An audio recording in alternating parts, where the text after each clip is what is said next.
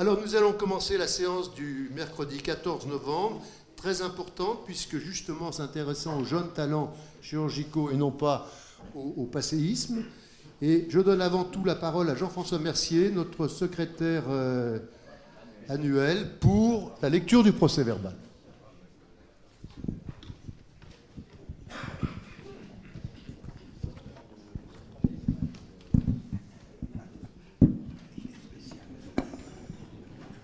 Donc, séance très importante et d'actualité sur la chirurgie bariatrique et la chirurgie métabolique. La première présentation, c'est progrès et insuffisance du traitement médical du diabète de type 2, et cette séance était commune avec l'Académie de médecine.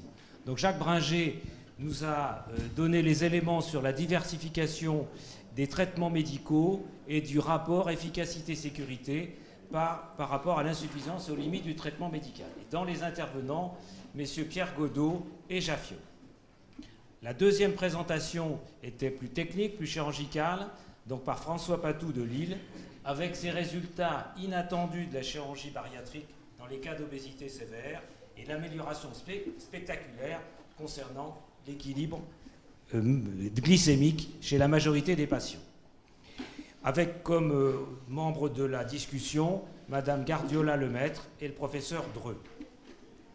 Troisième présentation, c'est Blandine Lafer, donc de New York, qui a donné les éléments métaboliques et qui a expliqué le rôle important des hormones incrétines intestinales qui avaient un rôle indépendamment de la perte de poids avec une action sur l'insuline, avec une possibilité en réserve du rôle des acides biliaires et des voies de recherche et surtout des options thérapeutiques.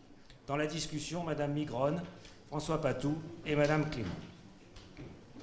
Quatrième présentation, donc notre voisine d'à côté à l'université, Karine Clément, qui a expliqué l'intérêt de notre capital génétique sur les microbes intestinaux avec les éléments concernant le bypass et la recherche des mécanismes potentiels dans les changements majeurs dans le tractus digestif.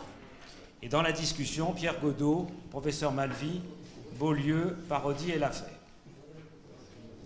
Cinquième présentation de Gertrude Migron sur l'évidence base médecine de la chirurgie métabolique et qui a donné les éléments statistiques référencés, validés concernant l'amélioration dans les suites avec le traitement du diabète. Et donc comme intervenants, messieurs Beaulieu et Patou.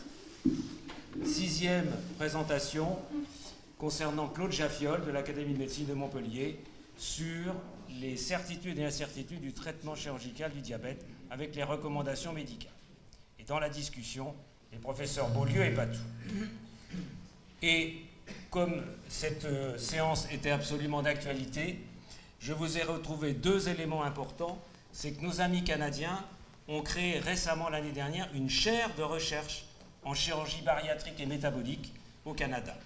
Et il y a une présentation toute récente du 9 novembre dans Medscape sur une étude internationale justement sur le même sujet et les conséquences du traitement par rapport à la chirurgie bariatrique et le diabète. Je vous remercie.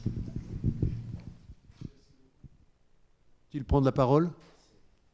Non, très bien, merci beaucoup.